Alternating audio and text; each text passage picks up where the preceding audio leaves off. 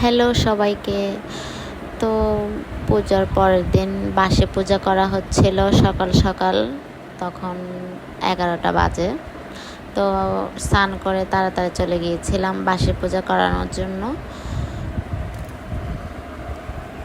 ব্রাহ্মণ মশাই এসে বাসে পূজাটা করে নিল।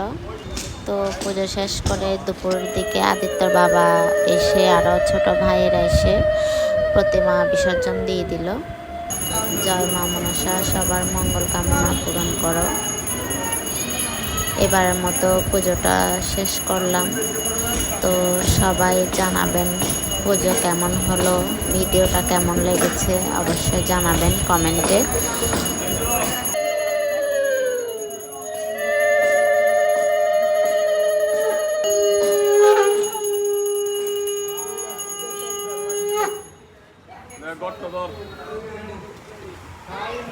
ভিডিও ঠিক আছে ভিডিও